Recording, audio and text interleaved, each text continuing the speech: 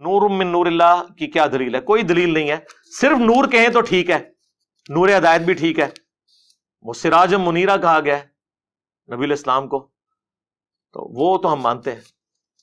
اسلام کی جو پہلی تفسیر لکھی گئی اہل سنت کے ہاں، تفسیر تبری ابن جریر، جس سے ابن کثیر نے سارا کچھ کیا، انہوں نے جو آیت ہے قد جاءکم من اللہ نور و کتاب مبین، سورہ المائدہ کی جو آیت ہے، اس کے کانٹیکسٹ میں لکھا ہے کہ یہاں نور سے مراد نبی الاسلام کی ذات ہے. ٹھیک ہے، بالکل ہے، ہم تو بخاری مسلم کو بھی نور مانتے ہیں، صحابہ کے اقوال کو بھی نور مانتے ہیں، لیکن ایز اے اسپیشی نبی الاسلام انسان تھے. مسند احمد میں ہے، دلائل النبوہ کے اندر بھی ہے، اور مشکات میں موجود ہے، بالکل صحیح حدیث ہے. نبی الاسلام نے فرمایا میں اللہ کے ہاں اس وقت بھی خاتم النبیین لکھا ہوا تھا جب آدم علیہ السلام ابھی مٹی اور پانی کے درمیان تھے. میں دعائے ابراہیم ہوں، میں عیسیٰ کی بشارت ہوں، میں اپنی والدہ کا وہ خواب ہوں جو انہوں نے پیدائش کے وقت دیکھا کہ ان کے لیے ایک روشنی ظاہر ہوئی جس کی وجہ سے شام کے محلات بھی ان پر روشن ہو گئے. نبی الاسلام کی والدہ محترمہ کو اللہ تعالیٰ نے یہ بشارت دی تھی کہ آپ سے وہ بچہ پیدا ہوگا کہ جس کا دین، جس کی حکومت بالآخر اس وقت کی سب سے بڑی سپر پاور رومن امپائر کو بھی سپر سیڈ کر جائے گی. ہم جو نبی الاسلام کے بارے میں یہ کہتے ہیں نا کہ وہ انسان تھے، تو وہ صرف اسپیشی کے طور پر کہتے ہیں، ہماری طرح کے انسان نہیں تھے.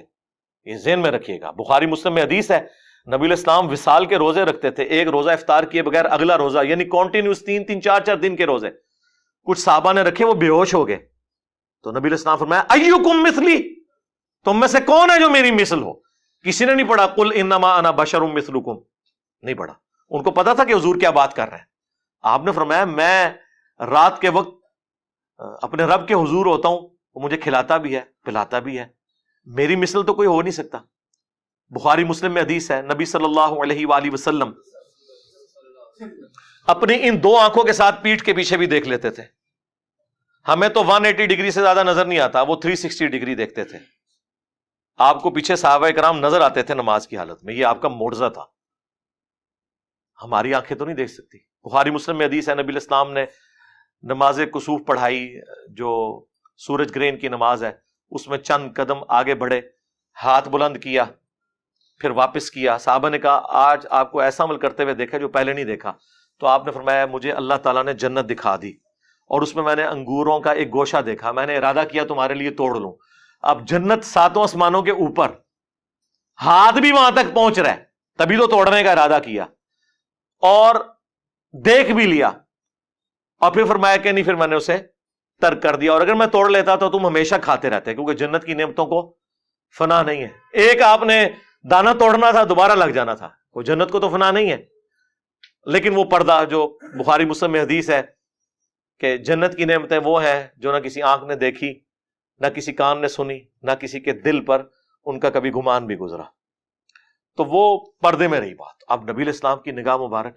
پھر بخاری مسلم میں حدیث ہے نبی الاسلام کے پسینے سے خوشبو آتی تھی، حتیٰ کہ آپ کا پسینہ لوگ عطر کے طور پر استعمال کرتے تھے، اپنی خوشبو میں ملاتے تھے، اور نبی الاسلام اسے انڈورس کیا کرتے تھے کہ ہاں تم یوز کرو. صحیح بخاری اور مسلم میں حدیث موجود ہے نبی الاسلام کا جو وضو کا بچا ہوا پانی، جب صحابہ کرام آپ ایک بڑے تھال میں وضو کرتے تھے نا، تو وہ تھال ضائع نہیں کیا جاتا تھا. وہ حضرت بلال جب باہر لے کے آتے تھے تو صحابہ کرام اس میں سے اپنے جسم کے اوپر تبرکن ملتے تھے. ایک تو بخاری میں صلح حدیبیہ والی حدیث ہے نا، بڑی لمبی، اس میں تو حضور وضو کر رہے ہیں، وہاں تو ڈائریکٹ وہ اپنے چہرے پر اور برکات حاصل کر رہے ہیں. مسلم شریف میں حدیث ہے نبی الاسلام سخت سردیوں میں بھی فجر کی نماز کے بعد جب باہر نکلتے تو مدینے کے لوگ اپنے بچوں اور غلاموں کو بھیجتے تھے برتن اٹھا کے، اور حضور علیہ السلام ہر برتن میں اپنا ہاتھ ڈالتے جاتے تھے برکت کے لیے. اور اخلاق دیکھیں، سردیوں میں کس کا دل کرتا ہے یار ٹھنڈے پانی میں ہاتھ ڈال، لیکن اب جتنے لوگ آتے تھے حضور کسی کو محروم نہیں لوٹاتے تھے، اور برکت ہوتی تھی اس کی. ظاہر ہے آپ کی مبارک تبرکات کی برکت ہے. آپ علیہ السلام کے ڈائریکٹ تبرکات کی بھی، انڈائریکٹ بھی. ڈائریکٹ تبرکات میں صحیح بخاری میں ایک تابعی کہتے ہیں کہ رسول اللہ کا ایک بال میرے پاس ہونا دنیا اور جو کچھ اس کے اندر ہے اس سے بڑھ کر مجھے محبوب ہے. اور بخاری مسلم حدیث ہے نبی علیہ السلام نے حج یا عمرے کے موقع پر جب حلق کروایا اپنے بال منڈوائے تو حضرت طلحہ کو دیے اور کہا صحابہ میں تبرکن تقسیم کر دو. نبی علیہ السلام نے خود تقسیم کروائے اپنے بال مبارک. حتیٰ کہ صحیح بخاری میں آتا ہے ام سلمہ ہماری جو ماں ہے سلام اللہ علیہا، انہوں نے رسول اللہ کے چند بال ایک ڈبیا سے نکالے اور کہا کہ یہ نبی علیہ السلام کے بال ہیں، ہمارے محلے میں جب کوئی بیمار ہوتا ہے تو ہم اس کا دھون اسے دیتے ہیں، وہ برتن بھیج دیتا ہے تو وہ شفا کے طور پر استعمال کرتے ہیں. یہ صحیح بخاری میں ہے. صحیح مسلم میں اسما بنت ابی بکر نے رسول اللہ کا کرتا نکالا کالے کلر کا کسروانی تیالسی جبہ جس پہ گوٹ بھی لگی ہوئی تھی، اور کہا کہ یہ نبی علیہ السلام پہنتے تھے، اور یہ سیدہ عائشہ کے پاس تھا اور ان کی وفات کے وقت میں نے ان سے لے لیا، وہ بڑی بہن تھی ان کی، اور ہم اس کا دھون مریضوں کو شفا کے لیے پلاتے ہیں. اب یہ کرتا تو انڈائریکٹ تبرک ہے، چلے بال تو آپ کہہ سکتے ہیں جسم کا حصہ ہے، کرتا تو جسم کا حصہ نہیں ہے لیکن اس میں بھی تبرکات ہے. لیکن اس کی بنیاد پہ یہ آج کل کے بزرگ پیر حضرات اور کہتے ہیں یہ عبد القادر جیلانی کا بال ہے. یار حضرت ابو بکر عمر عثمان و علی کے بال کدھر ہیں؟ انہوں نے تو تبرکن کوئی جاری نہیں کیا ہے. اور یہاں 2014 کے دھرنے میں ڈاکٹر طلب قادری صاحب اپنا پسینہ پونچھ کے ٹیشو پیپر تبرکن دے رہے تھے اور پلی یہاں سے لیتے ہیں. الیاس قادری صاحب کتنا عرصہ اپنے منہ سے نکلی ہوئی ہڈیاں اور یہ باقی چیزیں لوگوں کو تبرکن تقسیم کرتے ہیں اور پلی یہاں سے لیتے ہیں. پھر جب ہم یہ کہتے ہیں کہ تم لوگوں نے یعنی عزتیں رسول اللہ کے نام پر اویل کی ہیں، لیکن پھر ڈاکہ مارا ہے ان کی عزت کے اوپر کہ تم نے وہ سارے پروٹوکول اویل کیے ہیں. کیا خلفائے راشدین بھی یہی کچھ کرتے تھے نبی علیہ السلام کی احادیث کی بنیاد کے اوپر؟ انس بن مالک کہتے ہیں میں نے آج تک، بخاری مسلم کے الفاظ ہیں، کوئی ریشم اور دباچ ایسی نہیں چھوئی کہ جو رسول اللہ کے ہاتھ سے زیادہ نرم ہو. اور آپ علیہ السلام کے ہاتھ کی خوشبو ایسی تھی گویا کوئی عطردان جو ہے وہ اپنی وہ صندوقچی کھولے تو اس میں سے وہ ساری ہوا اور فضا بنتی ہے. نبی علیہ السلام کے مبارک ہاتھوں سے ایسی خوشبو آتی تھی. مطلب یہ نہیں کہ آپ کی زندگی کو پیروں والی تھی تو اس لیے ہاتھ نرم تھے اتنے، نہیں، آپ نے تو بڑی ٹف لائف گزاری ہے. صحیح بخاری میں آتا ہے نبی علیہ السلام نے بھیڑ بکریاں بچپن میں چرائی ہیں. یہ اللہ نے معجزہ دیا تھا کہ آپ کے ہاتھ مبارک بہت نرم تھے. تو ہاتھ مبارک ہوں، آنکھیں ہوں، کان مبارک ہوں، تھوک مبارک کے تو کتنے معجزات ہیں بخاری مسلم میں کہ آپ نے لعاب دان ڈالا ہے کسی کھانے میں تو 10 کا کھانا جو ہے وہ 300 کو کفایت کر گیا. ٹھیک ہے.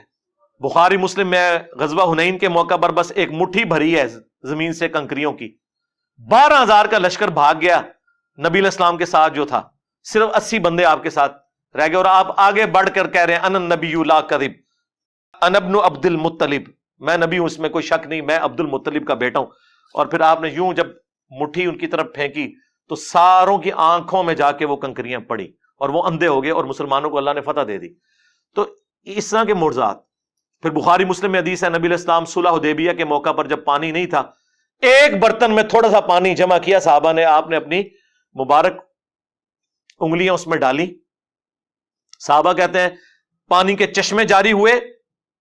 جابر بن عبداللہ سے وہ تابعی پوچھتے ہیں آپ لوگ کتنے تھے؟ انہوں نے کہا ہم 1500 تھے. 1,00,000 بھی ہوتے تو پانی زیادہ تھا. 1500 نے پانی پیا، سٹور کیا، جانوروں کو پلایا. تب بھی وہ ایک کولے میں جو نبی الاسلام نے مبارک ہاتھ رکھا تھا نا، وہ پانی ختم نہیں ہو رہا تھا. وہ پتہ نہیں اللہ نے کیا اس کے ساتھ چین جوڑ دی. مسلم شریف میں حدیث ہے کہ حضرت عمر فاروق رضی اللہ تعالیٰ عنہ نے ایک سفر کے دوران حضور سے کہا کہ کھانے پینے کو کچھ نہیں ہے تو ہم کچھ جمع کرتے ہیں، آپ برکت کی دعا فرمائیں. تو ایک برتن لا کے رکھا گیا، آپ نے اپنا ہاتھ رکھا. اچھا یہ ذہن میں رکھیے گا، یہ کریشن ایکس نہیلو کبھی نہیں ہوئی ہے. جب بھی ہوا ہے نا تو یہ کہ کھانا تھا اس میں لعاب ڈالا، برتن تھا پانی والا اس میں ہاتھ ڈالا. زیرو سے کبھی سٹارٹ نہیں ہوا. یہ اللہ کی کوالٹی ہے. ہاں عدم ماس سے وجود. چیزوں میں برکت وہ اللہ تعالیٰ مخلوق کے ذریعے کرواتا ہے. لیکن یہ ساری عقیدتیں نبی علیہ السلام کے ساتھ صحابہ کرام کی اس وقت تک تھیں جب تک نبی علیہ السلام دنیا میں تشریف فرما تھے. بخاری مسلم میں ہے کہ بارش نہیں ہو رہی، آ کے دعا کروائی ہے، بارش ہو گئی ہے. بخاری مسلم میں ہے کہ حضرت ابو ہریرہ یاداشت کا مسئلہ تھا، دعا کے لیے کہا، حضور نے یوں کر کے ان کی چادر میں ڈالا. اس کے بعد کہتے ہیں میں کوئی حدیث نہیں بھولا جب سے میں نے سینے لگائی. یہ معجزات ظاہر ہوتے تھے نبی علیہ السلام کے. صحیح بخاری میں آیا آپ علیہ السلام نے ایک صحابی کی پنڈلی ٹوٹ گئی, اپنا مبارک ہاتھ پھیرا, وہ کہتے ہیں اس طرح ہوگی کہ اس سے پہلے کبھی یعنی ٹوٹی ہی نہیں تھی. اب یہ سارے وہ معجزات تھے جو نبی الاسلام کی مبارک زندگی میں صحابہ کرام اویل کرتے تھے, لیکن جیسے ہی نبی الاسلام کی وفات ہوئی ہے آپ کی قبر پہ جا کے کبھی کسی نے نہیں مانگا, بلکہ اس کے الٹ ملتا ہے.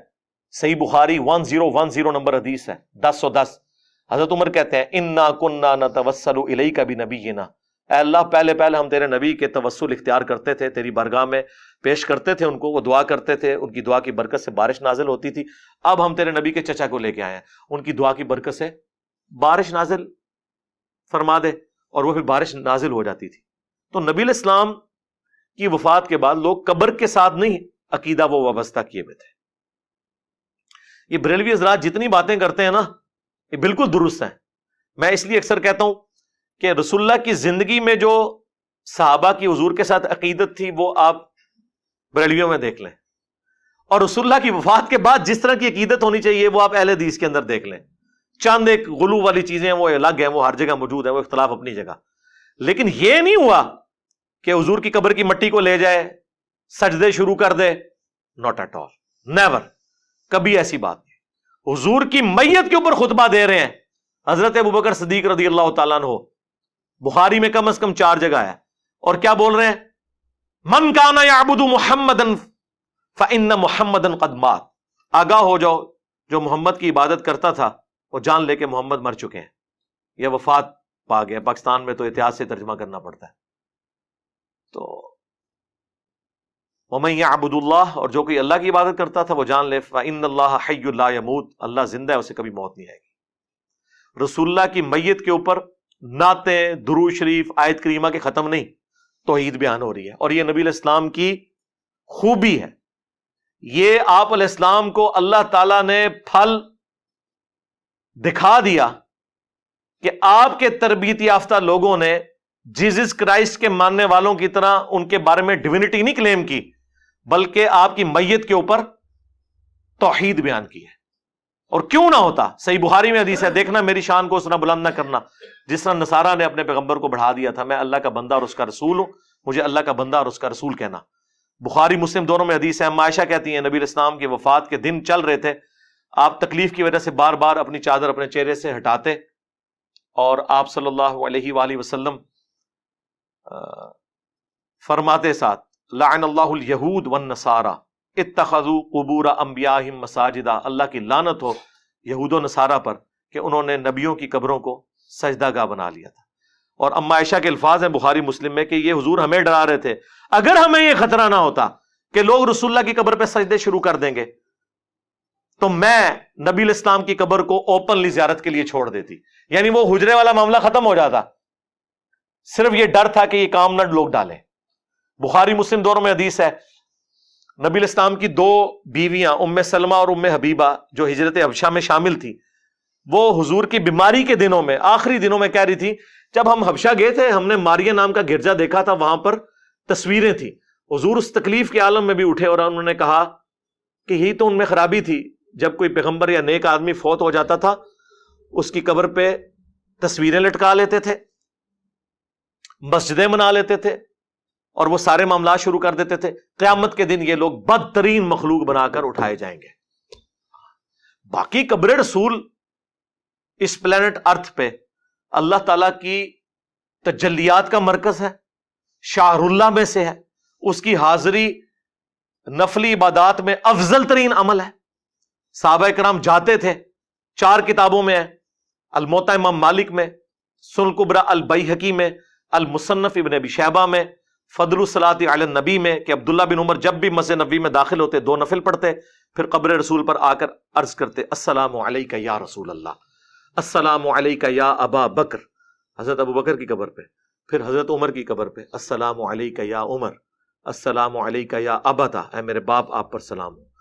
وہ فضائل اپنی جگہ ہیں, اس سے تو کوئی انکار کر ہی نہیں سکتا. کوئی بدبخت ہی ہوگا جو ان چیزوں کا انکار کرے, لیکن غلوف سے بچنا ہے. لا تغلو فی دینکم ولا تقولوا علی اللہ الا الحق, دین میں غلوف نہیں کرنا, اور اللہ پہ بھی وہی بات کرنی ہے جو حق پر مبنی ہو. دیکھیں ابو داؤد میں حدیث ہے, سنن ابن ماجہ میں ہے, ایک صحابی نے حضور کو سجدہ کیا, آپ نے فرمایا سر اٹھا کیا کر رہے ہیں؟ کہ یا رسول اللہ ہیرا نامی جگہ پر گیا تھا، وہاں لوگ اپنے سردار کو سجدہ کرتے ہیں، آپ تو اللہ کے نبی ہیں، آپ نے فرمایا جب میں فوت ہو جاؤں گا اور تم میری قبر سے گزرو گے، کیا میری قبر پہ بھی سجدہ کرو گے؟ کہا نہیں یا رسول اللہ۔ تو فرمایا پھر مجھے کیوں سجدہ کر رہے ہو؟ اگر میں سجدہ جائز سمجھتا تو بیویوں سے کہتا کہ اپنے خامدوں کو سجدہ کریں اس حق کے سبب جو اللہ نے ان کو دیا ہے۔ اب انہوں نے نہیں آگے سے کہا یا رسول اللہ میں تو عشق میں کر رہا ہوں، عشق دے چلے نمبر لے گئے، اور اس سے بڑھ کر حضرت آدم کو بھی تو فرشتوں نے کیا تھا، ہم آپ کو کیوں نہ کریں؟ لاجکس تو بناتے ہیں نا اس طریقے سے، کرولریز بناتے ہیں، خصوصاً آپ بریلویوں کو دیکھیں گے، اہل تشیع کو دیکھیں گے، وہ کیسی کرولریز بناتے ہیں، جی ادھر یہ ہو گیا تھا ادھر کیوں نہیں ہو گیا؟ اس طرح آپ کریں گے تو کل کو آپ نبی الاسلام کے والد کا بھی انکار کر دیں گے کہ چونکہ حضرت عیسیٰ بغیر باپ کے پیدا ہوئے تھے اور یہ حضرت عیسیٰ کی بہت بڑی فضیلت اور معجزہ قرآن میں رپورٹ ہوا ہے، ہم بھی اپنے نبی کے والد کے ہونے کا انکار کر دیں گے؟ نہیں یار، خدا کے لیے رسول اللہ کی فضیلت سب سے بڑی یہی ہے کہ آپ خاتم النبیین ہیں، ہاں اس کے بعد کسی اور فضیلت کی ضرورت ہی نہیں ہے۔ یہ اتنی بڑی فضیلت ہے کہ اس فضیلت کی برکت سے امت کو یہ کام ٹرانسفر ہو گیا۔ کنتم خیر امت اخرجت للناس تأمرون بالمعروف وتنہون عن المنکر وتؤمنون باللہ۔ تو بات کہاں سے کہاں چلی گئی؟ نبی الاسلام کے حوالے سے چونکہ ڈسکشن تھی اس لیے میں نے اب ربیع الاول کا تقاضا ہے میں اس پہ بولا۔